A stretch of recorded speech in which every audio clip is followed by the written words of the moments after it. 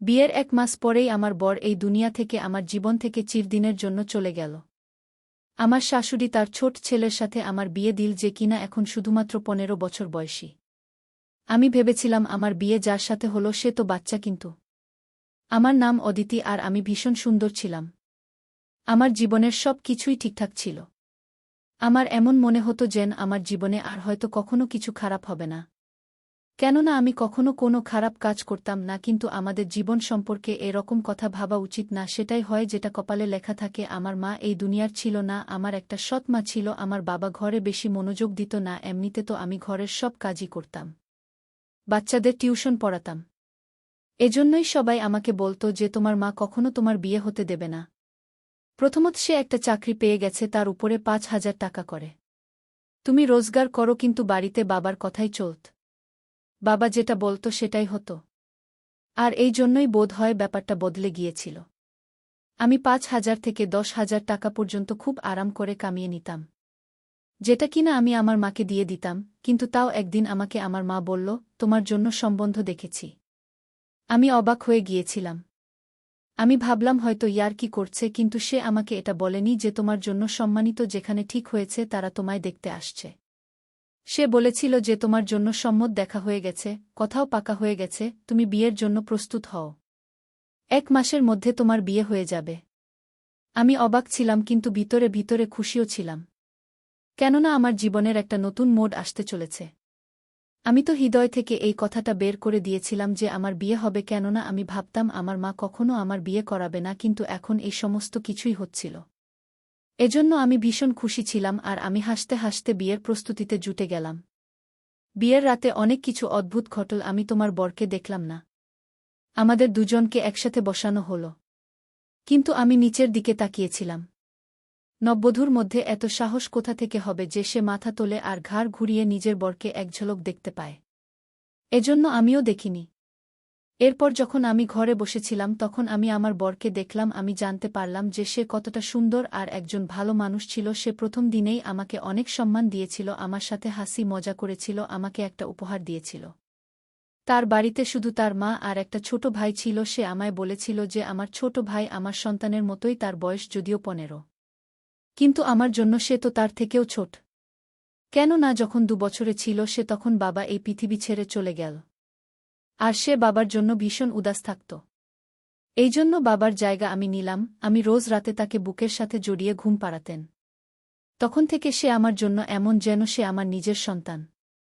আমার দেওরের নাম প্রতীক। আমার বর বলল, তুমি সব সময় ওর খেয়াল রেখো। আমি বললাম, ঠিক আছে, তুমি চিন্তা করো না। সে আমার জন্য আমার ছোট ভাইয়ের মতোই। বিয়ের ভালোই কাটল, এমন মনে হচ্ছিল যেন জীবনটা খুব ভালোভাবেই কাটবে। কিন্তু যখন সকাল হল শাশুড়ি কিছু অদ্ভুত জিজ্ঞাসা করল আর আমার ঘরে চলে এলো, বিছানার চাদর এদিক ওদিক করে দেখতে লাগল। আমি বুঝতে পেরেছিলাম সে কি খুঁজছে। তারপর আমাকে অদ্ভুত অদ্ভুত প্রশ্ন জিজ্ঞাসা করতে লাগল। আমি তাকে বলে দিলাম, আর তারপরে সে নিশ্চিন্ত হল। আমার এত লজ্জা লাগছিল, আমি লজ্জায় ঘেমে গিয়েছিলাম।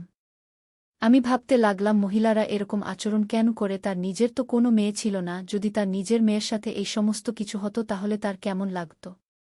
আমি বিশ্বাস করতাম যে এটা অনুষ্ঠান নয়, এটা সোজাসুজি মহিলাদের চরিত্রের উপর সন্দেহ করা, যে বিয়ের আগে আর কারো সাথে তার সম্পর্ক ছিল কি না, আর বিয়ের আগে অন্য কারো সাথে সে শুয়ে আসেনি তো। তারপর আমি আমার দেওর সাথে কিছুক্ষণ বসে গেলাম।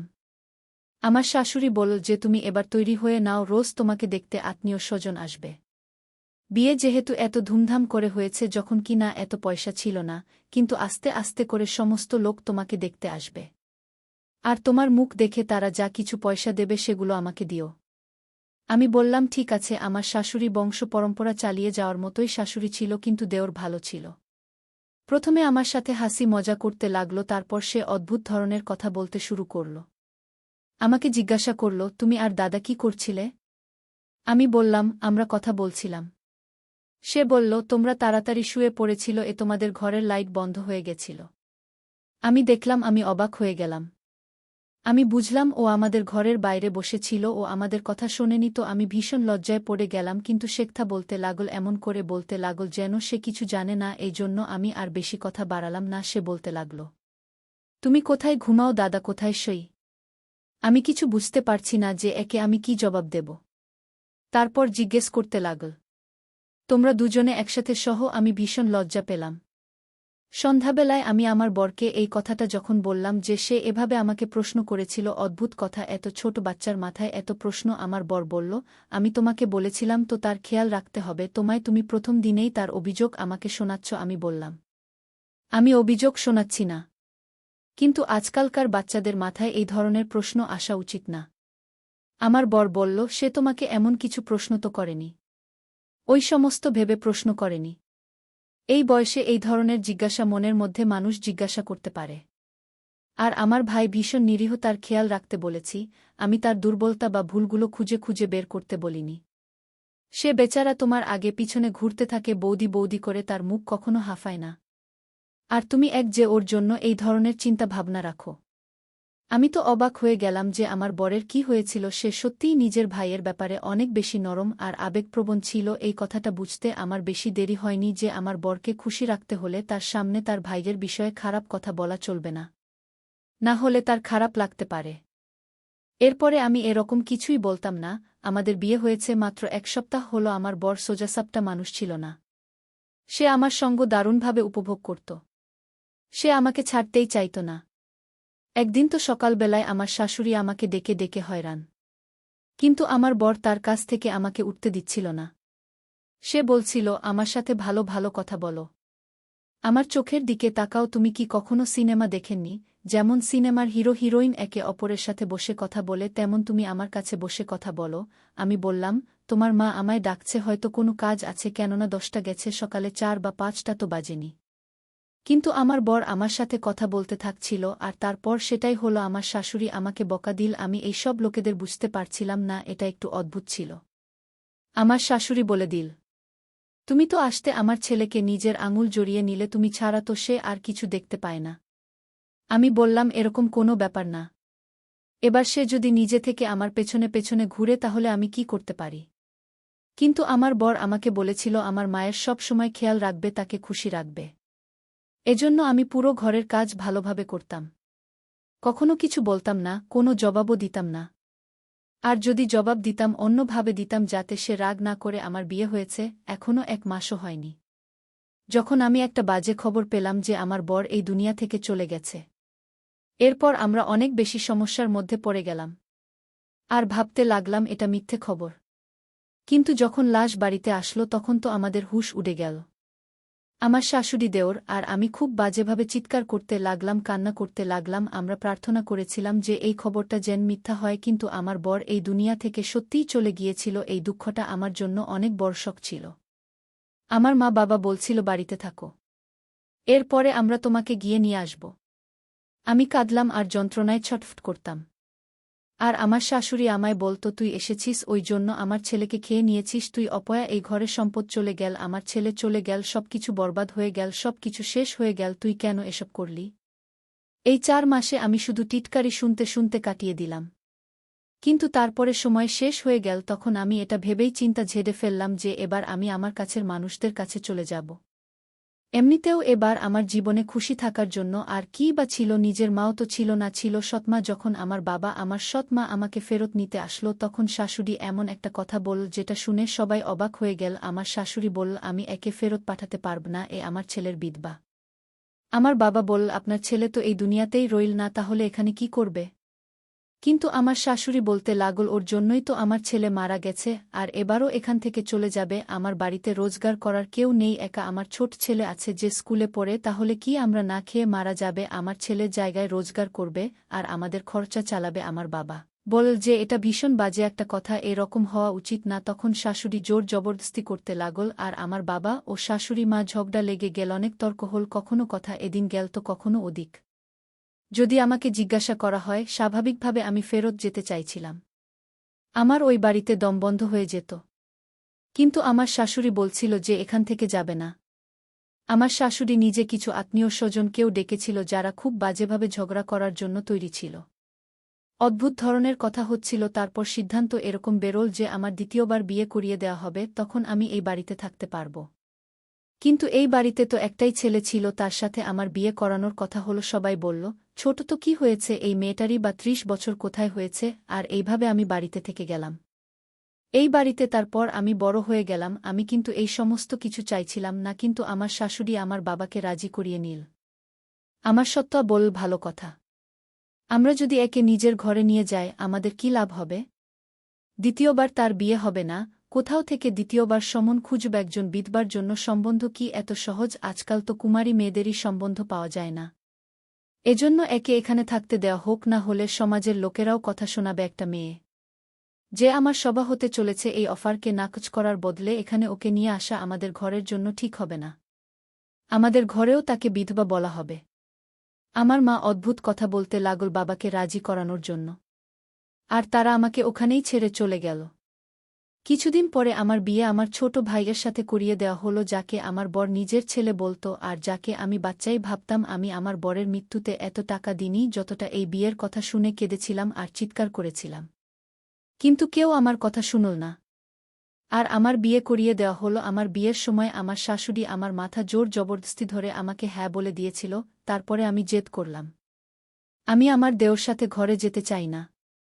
কিন্তু আমার শাশুড়ি আমার পেছনে পড়ে গেল। সে বলল, আজকে ফুলশয্যা, আর তুই যদি ওই ঘরে না যাস তাহলে আবার কিছু হয়ে যাবে।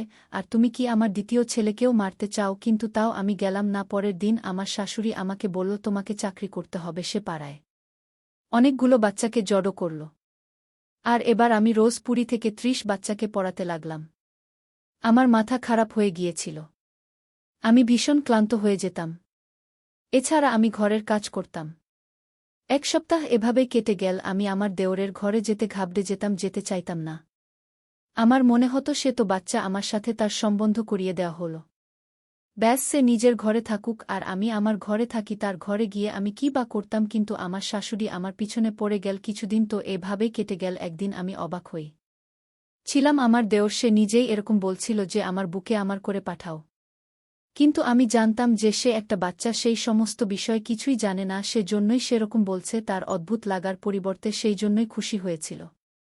একে তো তার বিয়ে হয়েছিল, তাও এত তাড়াতাড়ি, তার জন্যই সমস্ত কিছু নতুন ছিল। আমি তো অবাক, তার মাথার মধ্যে এই ধরনের কথা প্রথম দিন থেকেই ছিল। আমি ভীষণ ক্লান্ত হয়ে যেতাম। এছাড়া আমি ঘরের কাজ করতাম। ১ সপ্তাহ এভাবেই কেটে গেল। আমি আমার দেওরের ঘরে যেতে ঘাবড়ে যেতাম, যেতে চাইতাম না। আমার মনে হতো সে তো বাচ্চা, আমার সাথে তার সম্বন্ধ করিয়ে দেওয়া হলো। ব্যাস, সে নিজের ঘরে থাকুক আর আমি আমার ঘরে থাকি। তার ঘরে গিয়ে আমি কি বা করতাম? কিন্তু আমার শাশুড়ি আমার পিছনে পড়ে গেল। কিছুদিন তো এভাবেই কেটে গেল। একদিন আমি অবাক হই ছিলাম, আমার দেওর সে নিজেই এরকম বলছিল যে আমার বুকে আমার করে পাঠাও। কিন্তু আমি জানতাম যে সে একটা বাচ্চা, সেই সমস্ত বিষয় কিছুই জানে না, সে জন্যই সেরকম বলছে। তার অদ্ভুত লাগার পরিবর্তে সেই জন্যই খুশি হয়েছিল। একে তো তার বিয়ে হয়েছিল, তাও এত তাড়াতাড়ি, তার জন্যই সমস্ত কিছু নতুন ছিল। আমি তো অবাক, তার মাথার মধ্যে এই ধরনের কথা প্রথম দিন থেকেই ছিল। আমি বুঝে গিয়েছিলাম যে তার এই ধরনের জিনিসের শখ ছিল, কিন্তু সেটা জানত না যে স্ত্রী কি হয়। আর আমার জীবন তো বরবাদ হয়ে গেল। আমার জীবনে আর কিছুই বেঁচে ছিল না। আমি একদিন ঠিক করে নিলাম আমি বাড়ি থেকে পালিয়ে যাব।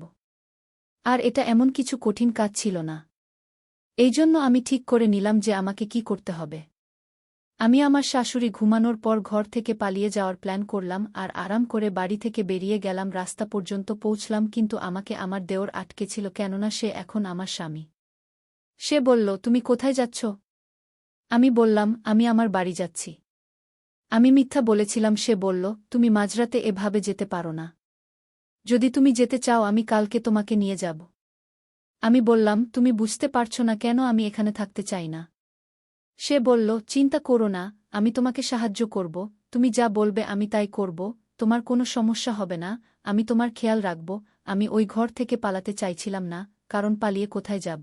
একবার যদি পালিয়ে যেতাম তাহলে আমার উপর তো দাগ লেগে যেত এই ঘর থেকে পালিয়ে গেছে। আমি একজন সম্মানীয় মা বাপের মেয়ে ছিলাম। আমি পুরো জীবন সম্মানের সাথে কাটিয়েছি। মানলাম বাবা এবার আমাকে নিয়ে অনেক বিরক্ত হয়েছে। কিন্তু আমি আমার মায়ের নাম কি করে বদনাম করতে পারি?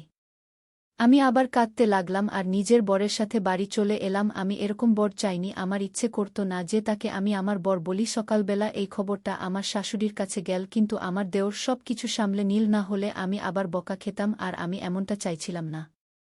তারপরে আমার শাশুড়ির বসে বসে না জানি কি হলো, হঠাৎ করে চেঁচাতে শুরু করল। সে বলল, আজ তো তুমি আমার ছেলের ঘরে অবশ্যই যাবে। তুমি তামাশা বানিয়ে রেখে দিয়েছ। আর এইভাবে ঘরের মধ্যে উন্নতি হবে।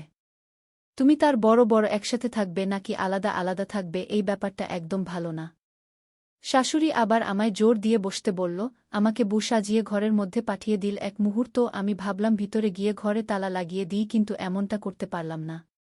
কেননা আমার শাশুড়ি প্রথমেই দরজা খুলে দিল। কিছুক্ষণ পরে আমার দেওঘরে আসল। আমি বললাম, এ তো বাচ্চা মেয়েকে ভয় দেখিয়ে ধমক দিয়ে ঘুম পাড়িয়ে দেব। আমার চিন্তায় থাকার কোনো প্রয়োজন নেই। আমার শাশুড়িও খুশি আর আমিও খুশি। আর কেউ জানতেও পারবে না যে ঘরের ভিতর কি হয়েছে। কিন্তু আমি অবাক হতে লাগলাম। এই কথাটা আমার মাথায় আগে আসেনি কেন। সে আমাকে বলল, তুমি অনেক মিষ্টি। আমি বললাম, ঠিক আছে, তুমি এবার ঘুমিয়ে পড়ো। আর আমি মেকআপ তুলতে শুরু করলাম। সে বলল, তোমাকে ভীষণ ভাল লাগছে। আমি বললাম, আমি ভালো বা খারাপ এতে তোমার কোনো মতলব নেই। চুপ করে শুয়ে পড়ো। আমি তাকে শেষবার বললাম, কিন্তু বউয়ের মতো নয়, বরং তার মায়ের মতো করে তাকে বুকে ঘুমিয়ে পড়তে বললাম। কিন্তু সে আমাকে অদ্ভুত নজরে দেখতে লাগল, যেরকম ভাবে আমাকে কেউ দেখেনি। আমি বললাম, আমার মুখ দেখছ কেন? চুপচাপ ঘুমিয়ে যাও। আমি এখনও তার উপর রোয়াব জমানোর চেষ্টা করছিলাম, যখন কিনা আমাকে একটু ভয়ও লাগছিল। কিছুক্ষণ পর সে আমার হাত ধরে নিল, আমার মুখে থাপ্পড় মেরে দিল। আমি অবাক হয়ে গেলাম। সে বলল, তোমার কোনো শিক্ষা নেই যে নিজের বরের সাথে কিভাবে কথা বলতে হয়? আমার উপর তুমি চিৎকার করছ মুখ্য মহিলা। আমি বললাম, তুমি সবে মাত্র জন্ম নিয়েছ আর বড় হওয়ার জন্য কান্নাকাটি করছ। তুমি আমার বর নও। সে বলল, আমার তোমাকে প্রথম দিন থেকেই পছন্দ ছিল।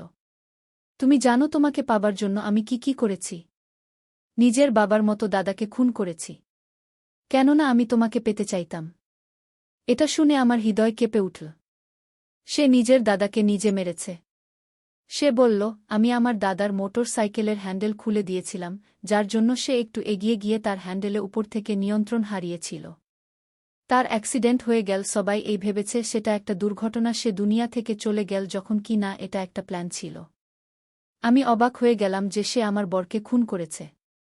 আর এখন আমার বর হয়ে আমার সামনে দাঁড়িয়ে আছে, যে কোনো নিরীহ বাচ্চা নয়। এটা একটা শয়তান যে নিজের দাদাকে মেরেছে। আর এর দাদা যে কে এত ভালোবাসত, শেখে নিজের সন্তান ভাবত। এই যুক্তি এতটা খারাপ হয়ে গেল, আমি তো কিছুই বুঝতে পারছিলাম না। আমি ওখান থেকে চলে যেতে চাইছিলাম, চিৎকার করছিলাম, কিন্তু যখন থেকে আমি জানতে পেরেছি যে আমার বরের মৃত্যু স্বাভাবিক নয় বরং তার খুন হয়েছে, তখন আমি 1 সপ্তাহ পর্যন্ত অজ্ঞান হয়েছিলাম। সবাইকে সবকিছু বললাম, চিৎকার করে করে, কেউ আমার কোনো কথাই মানল না। সবাই বলল, এরকমটা হতেই পারে না। সে তার ভাইকে কখনো মারতে পারে না। তুমি মিথ্যা বলছো, কারণ তুমি ওকে বিয়ে করতে চাইছিলেন না। আমার কাছে একটাই রাস্তা ছিল, আমি আত্মহত্যা করে নিচ্ছিলাম, কিন্তু কেউ আমাকে মরতেও দিল না। আজও আমি এভাবে নিজের জীবন কাটাচ্ছি। আমি বুঝতে পারছি না আমি কি করব। এরপর ভগবান আমাকে একটা মেয়ে দিলেন। আমি এটা ভেবে উদাস ছিলাম যে আমার ভাগ্যই খারাপ। আমার মেয়ের কপাল খারাপ, কিন্তু আমার কপাল একটা খারাপ ছিল না। কেননা আমাদের সাথে সেটাই হলো যেটা সে নিজের দাদার সাথে করেছিল। তার সাথে একটা দুর্ঘটনা ঘটে গেল, আর সেই দুর্ঘটনা থেকে চলে গেল। এটা আমার শাশুড়ির সহ্য হল না, আর সেও মরে গেল। তারপরে পুরো ঘরটা আমার হয়ে গেল। এবার আমি আমার মেয়ের সাথে থাকি, বাচ্চাদের টিউশন পড়াই। আমার জীবন এভাবেই কাটতে লাগল। আমি কখনো ভাবিনি আমার সাথে এত কিছু হয়ে যাবে, কিন্তু তা ও এত কিছু হয়ে গেল। আমি আমার বরকে ভীষণ মনে করি, তার কথা আমার ভীষণ মনে পড়ে। আর যদি সে থাকত তাহলে এত কিছু ঘটত না।